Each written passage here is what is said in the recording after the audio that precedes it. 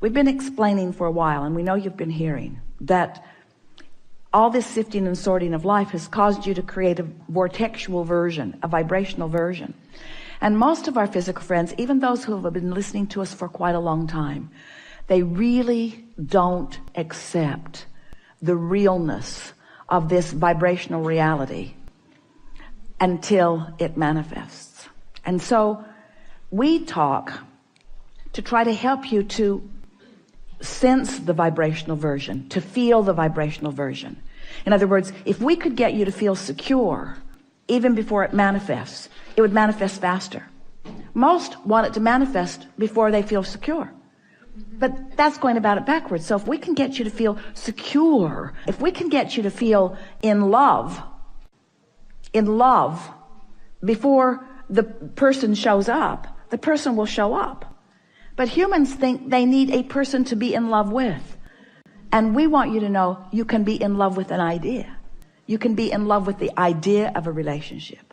You can be in love with the memory of a relationship. You can be in love with that aspect of that relationship, and that aspect of that relationship, and that aspect of that relationship, which means holding it active in your vibration. And it has to then be realized by you. So this realization recently, the way we are describing it to you, maybe to help you understand it. But since you sometimes don't accept the vortexual version, then the grid version isn't easy to follow either, but we're going to give it to you anyway. Everything you want is vibrationally gathered, all the cooperative components in your vortex, and it is ready to reveal itself to you. And the reason that we're using the word reveal or realize is because you are going to be the interpreter of it. In the same way that that sweet bird was the interpreter of a message from Jerry to Esther, there are interpreters all around that are ready to interpret the message to you. Humans, we're not just talking about birds. We're talking about experiences. We're talking about financial forces. We're talking about ideas that flow to you. There's all kinds of manifestation that occurs once the vibration of your grid, which means your practice day-to-day vibration, is closer to the vibration of your vortex. It just has to be, you see. And you've lived pieces of that.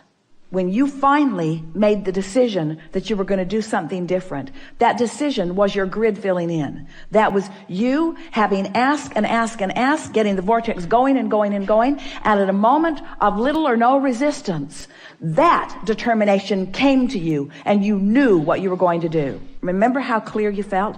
In fact, you're still feeling sort of clear about it because you were wanting to convince us all of that turning point here and now. So turning points, you like the word turning points?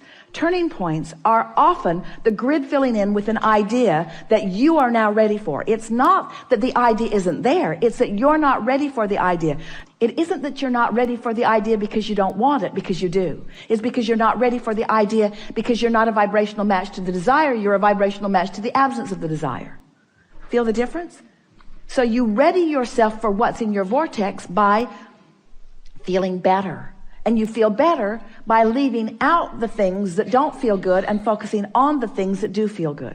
So it is this simple.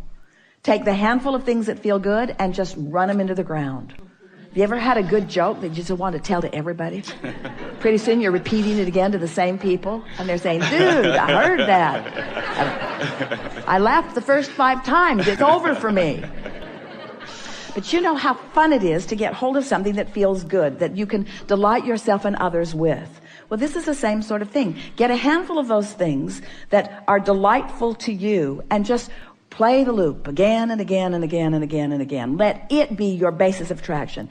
Let something that delights you be the loop that you play that keeps your grid in this high vibration so that what's in your vortex can show up now and now and now and now and now. And do you know what happiness is?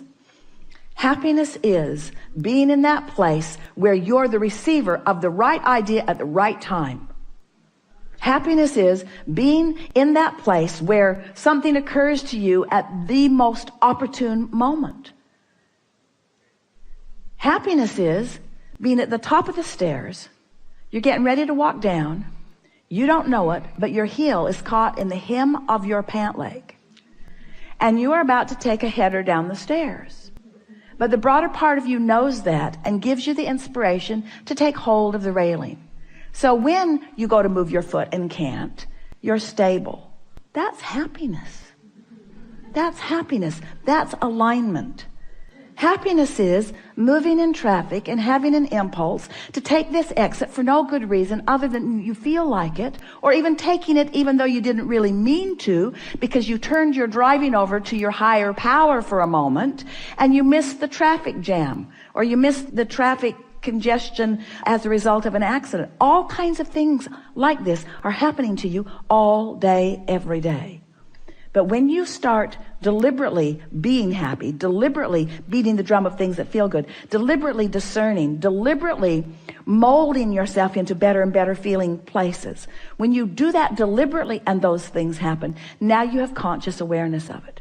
If Esther had not had that conscious conversation with Jerry in the car right before she went to her room, the bird on the porch would have just been a bird on the porch. But it wasn't just a bird on the porch. She would have missed that if she had not been vibrationally up to speed. You see what we're getting at? So much of your world wants to chalk those kinds of rendezvous, coincidences, which is incidences that cooperatively combine. They want to call them coincidences in the attitude of luck or fate or chance. They don't understand that it's cooperative components coming together. In other words, people who are looking at things like that are wanting to call them happenstance, and we want to call them creation. And so when you get clear-minded like you are, and you understand how far you've come, and you have, and you realize how powerful your desire is, and it is, and then you deliberately focus upon the strongest desire that you have, which you spoke when you first sat down here, to be happy, to be happy, to be happy, to be happy. To be happy, meaning to be in alignment, meaning to be in control of my own thoughts, meaning to be in control of my own vibration, meaning to be in vibrational concert with the source within me, meaning to be in vibrational concert with everything that I put into my vortex, meaning right here, right now, being in alignment so that I will be the interpreter, the manifester, the realizer of the best that could happen in this moment. That's happiness. This moment, and this moment, and this moment, and this moment. It's not saving up for a vacation. It's not putting up with all this stuff. It's not going to work all week long doing stuff I don't want to do so that I can get some money, so that I can finally go do something that I do want to do. Because when you get there to do what you do want to do, you're not happy because you haven't been practicing happy at work. You're not going to be happy on that vacation if you're not happy at work while you're earning the money to go on vacation. Are you? Don't you get on vacation and don't you just complain, it's too short. It's too short. I don't get to do this often enough. My flight was delayed. The weather wasn't good. In other words, you can't get there from there. You get to happy from happy. Well, Abraham, that helps a lot. So you're telling me that if I get happy, I'll be happy. Let me write that down. And if I get rich, then I'll be rich. I'll write that down too. We're saying you got to find a little piece of it. You got to fan the flame of it. And you got to not keep spitting the fire out with things that don't matter. And after a while, you'll get that momentum going. And you'll feel happiness, not just sometime, but you'll be radiating it. And then when someone says to you, what are you doing? The reason that they're asking is because you've got what they want. Every single person that wants every single thing that they want, whether it's a material object or a pile of money or a circumstance, an event, a relationship, everything that everyone wants is because they believe that there is happiness in there. There's happiness right here, right now, if you're in the right vibration.